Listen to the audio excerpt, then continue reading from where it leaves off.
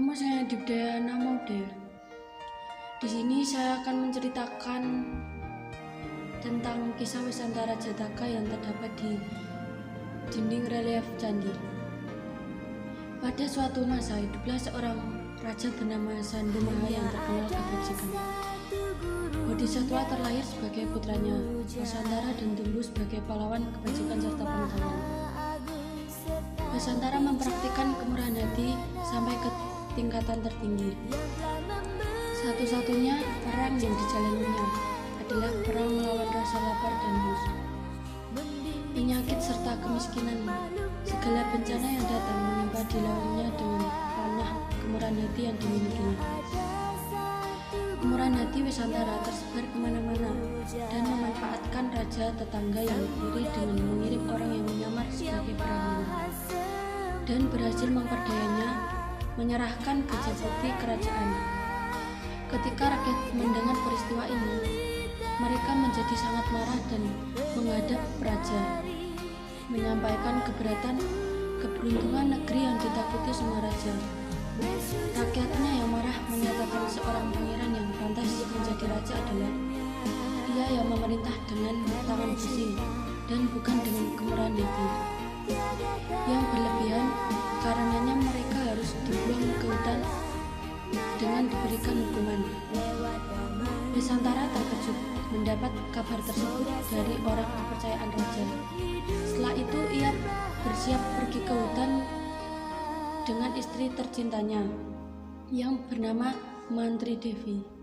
Juga memilih ikut kemanapun ia pergi, jauh dari orang-orang yang jahat, hidup dengan bahagia dan puas meski itu menyendiri. Sementara itu di istana raja terdengar ratapan orang sakit, miskin dan kaum rendahan. Atas kepergiannya, Wisantara memberikan semua kekayaan miliknya kepada mereka yang miskin dan membutuhkan dengan senyum ramah dan ajaran yang baik. Wisantara pergi dari kota tercintanya dengan perasaan damai. Kaum malang yang juga dicintainya memberkati kepergiannya. Akhirnya ia tiba di hutan hukuman di Gunung Wanka. Di atasnya telah berdiri sebuah gubuk yang terbuat dari dedaunan. Mereka bersiap menyambut. Gubuk ini dibuat sendiri oleh Wisakarma, yaitu arsitek para dewa. Setelah mendapat perintah dari Raja Dewasakra, Wisantara bersama istri dan kedua anaknya segera menetap di dalam hutan tersebut dengan perasaan gembira. Suatu hari, Wisantara bersuka cita melihat kehadiran seorang brahmana dan mengundangnya masuk ke dalam untuk beristirahat dan makan. Brahmana tersebut yang sebenarnya dikirim oleh istrinya untuk bertemu Wisantara. Karena telah terkenal kemurahan hatinya, menyatakan keinginan meminta anak-anaknya memberi pertolongan pada istrinya yang sudah tua. Permintaan ini menusuk hati Wisantara, namun karena mengingat ikrarnya untuk tak pernah menolak permintaan orang lain, ia menjawab dengan tenang untuk memberkati kedua anaknya.